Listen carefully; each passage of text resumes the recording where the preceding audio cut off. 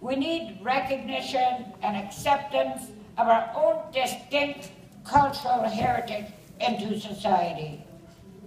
If the government is sincere in building a strong relationship with the Aboriginal people, they have to accept that we are a people of our own rights. We are Métis. Many of you have come out of the walls of silence and told your stories. Now you have given me the courage to tell my story about my 10 lost years. The stories that you hear are just the tip of the iceberg of what actually really happened. I don't think any of us have the strength or the courage to really, because it's too painful. We can't, even when I think back, right now I'm getting flashbacks. My heart's full of pain, thinking about all those boys and girls that were destroyed in their faith and the loss of their culture, but most of all, loss of their love and their families. Oh, people, and I say it here, people are afraid to bring back the pain and sorrow that we live, and to explain to others the horror that they lived, the way of life taken away. There's so many losses that we experience. They tried so hard to beat it out of us, but we are still here. I'm going to open a door that I closed for over 60 years, although I know what it'll do to me. I'm going to open it to help the young people put the word out that this was reality. What happened to our people is deplorable. Many have no voices. Many never had a chance to grow up. Many died without an identity. For myself and others, it was a journey of pain. And I knew that I had to work very, very hard. The value and principle taught to me by my parents when I was very young, what saved me, because the school sure tried to beat it out of us. But that everything they taught us was a sin. We lined up every Saturday and went to confession. For goodness sakes, we were surrounded by a fence, and it was in a very closed community. We did not have anything to confess, so we made up lies. I was told so many times I was going to hell that I started to believe it. I was 8. My sister was 5, and my baby sister was 3. We walked into a different life. My mother was taken away in Toledo, Port Norman. She was living with her grandparents because her parents had died of the plague, and she had 2 brothers. And my uncle went hunting with her grandfather. My mother was 5. The plane came and they took her. There were 5 children taken out by plane and put in a convent for Providence. My mother never saw her family again. Her greatest wish was to reunite with them, to introduce us. So we did. We made a pilgrimage back home where my mother was raised. And it was the most awesome and heartwarming experience for me because I reconnected with that family. When that happened to my mother, little did I know that the same thing would happen to me.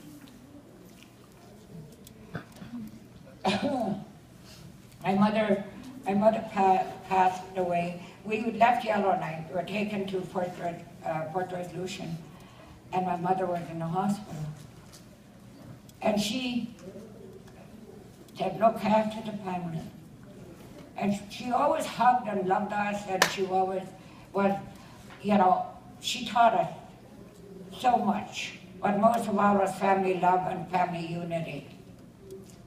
3 days after we got in the convent, we heard that my mother had passed away. So the last time I saw her was her sweet smile and telling us that she loved us. Little did I know that history and that repeated itself.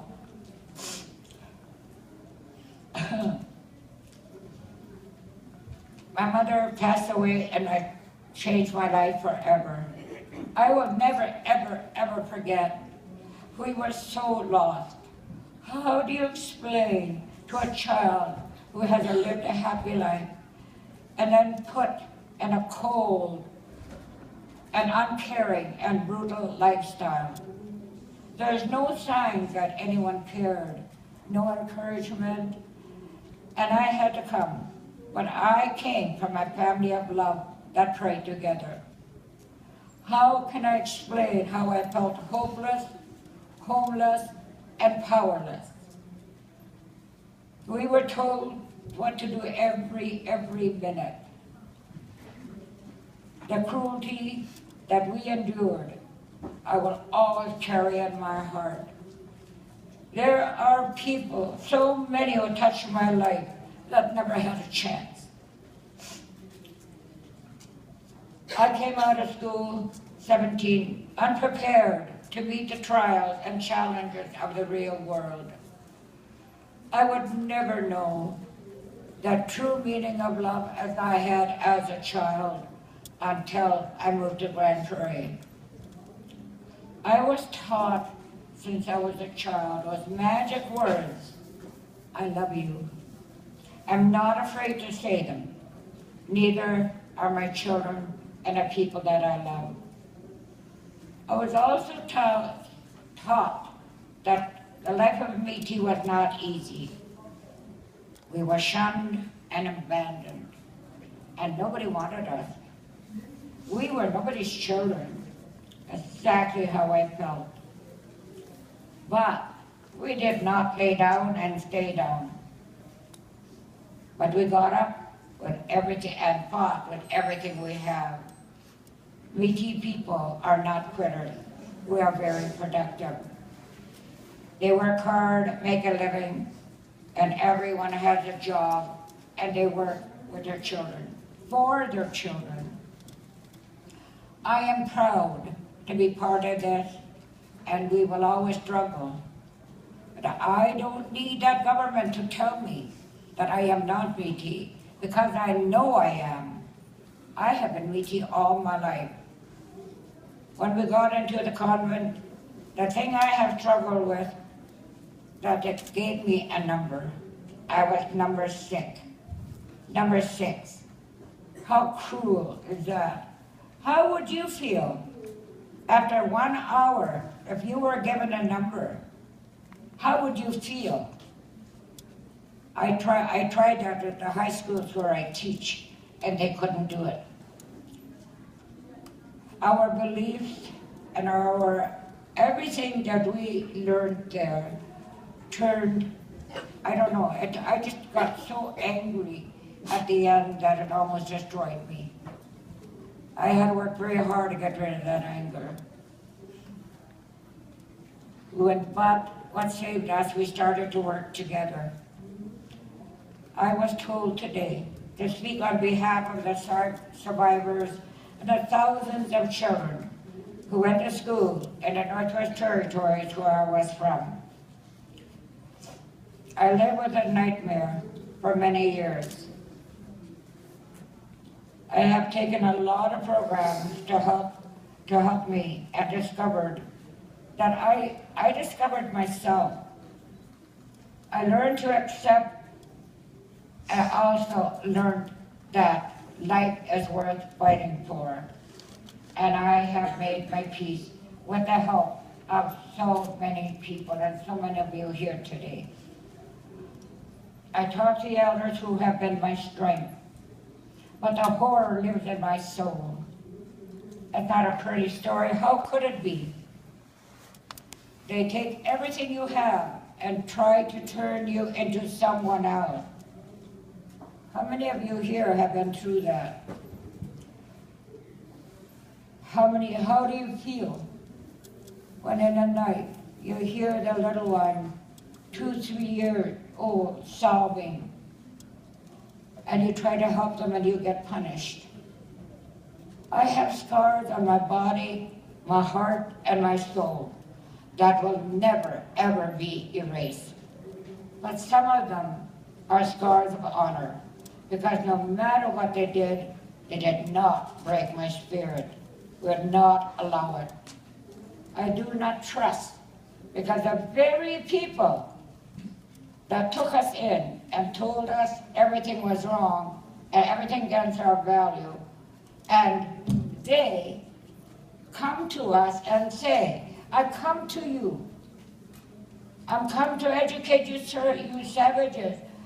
For the love of God, I left my home, my country, and my family. And they treated us so cruelly. So many times when we're talking about each other, we wish that they would go back to where they belong and leave us alone. Our life has been hard, but we are survivors. There's so many of you here today that I admire, I love, and I highly, highly respect. I have worked with thousands of people over the years from coast to coast, and I have learned so much. In my heart, those years in school were wasted. 10 years of my life. The teachers of my parents I never lost, but we were pushed down to survive and to avoid being hit. We learned to say so humbly with our head down, yes, sister, yes, sister, yes, sister. I'm sick of it. And you'll never hear me say that to anybody anymore unless it's for a good cause, something to do towards healing or helping people. Otherwise, I make my own decisions.